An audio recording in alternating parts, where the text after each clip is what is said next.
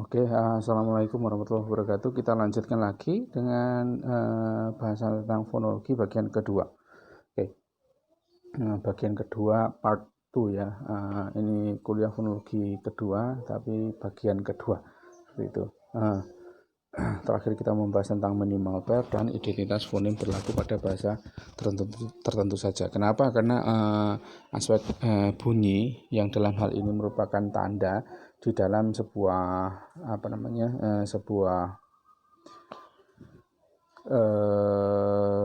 kata ya, itu hanya berlaku secara spesifik pada bahasa tertentu. Maksudnya kita tidak akan menemukan fonem yang sifatnya sama dan memiliki arti yang sama ketika ada di dalam bahasa Indonesia dengan yang ada di dalam bahasa Inggris atau bahasa Cina. Jadi masing-masing pasti memiliki kekhasan tersendiri, seperti itu masing-masing fonem. Nah, kita sudah berbicara tentang minimal pair. Nah, terus kemudian di dalam bahasan fonologi kita juga membahas tentang bagaimana beban fonem. Kalau tadi fonem itu menimbulkan arti yang berbeda, artinya ada tingkatan di mana fonem itu menimbulkan arti yang berbeda dalam skala yang masif dengan skala yang minimal saja. Nah, maksudnya bagaimana? Maksudnya adalah dalam sebuah bahasa bisa jadi beban fonem itu akan cenderung tinggi ya, dan bisa jadi juga akan cenderung rendah. Istilahnya itu kita sebut sebagai beban fungsionalitas yang tinggi dengan beban fungsionalitas rendah. Apa itu beban fungsionalitas tinggi? Nah, sebuah fonem dikatakan memiliki beban fungsionalitas tinggi ketika dia memiliki banyak minimal pair, memiliki banyak pasangan minimal. Contoh K dan H ini tidak begitu banyak yang memiliki perbedaan minimal yang disebabkan oleh fonem K dan H, K dan H seperti itu.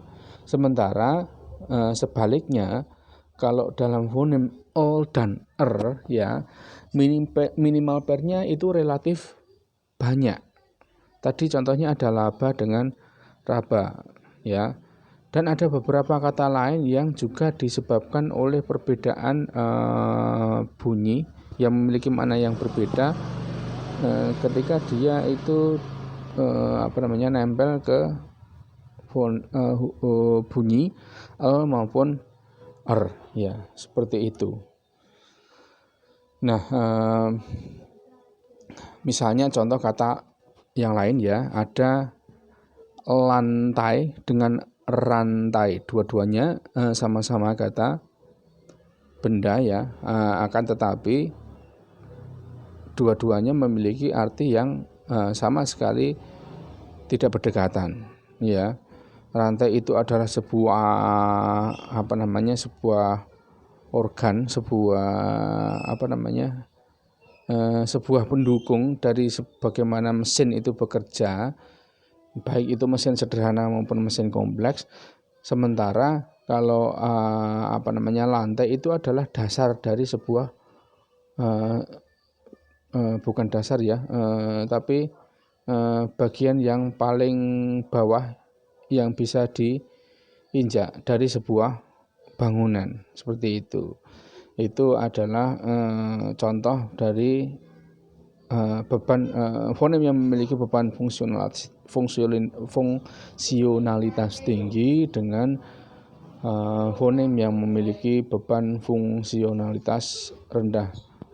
Mohon maaf, ini terbalik ya. Yang ini seharusnya yang tinggi ya. Yang tinggi itu yang di bawah ini ya.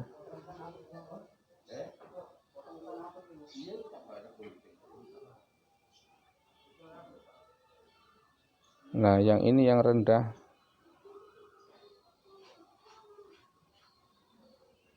Itu mohon maaf.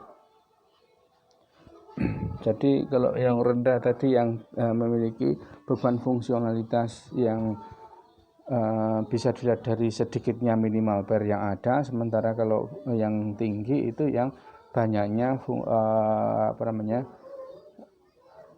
minimal pair. Anda juga bisa cari dari berbagai macam sumber ya mungkin, dan juga dari bahasa-bahasa yang lain. Mungkin silakan didiskusikan di forum diskusi di bawah ini. Silakan cari contohnya. Kalau mungkin ada yang menguasai bahasa Arab dan sebagainya atau bahasa Inggris, silakan mungkin sambil bermain-main cari fonem yang memiliki beban fungsionalitas tinggi maupun yang rendah, seperti itu. Nah, kemudian mohon teman-teman mengisi forum diskusi di bawah ini ya. Silakan sampaikan pendapat Anda, karena dalam dua pertemuan ini kita telah membahas fonologi ya. Menurut Anda ya, apa peran fonologi dalam pengajaran bahasa di level pendidikan dasar khususnya MI?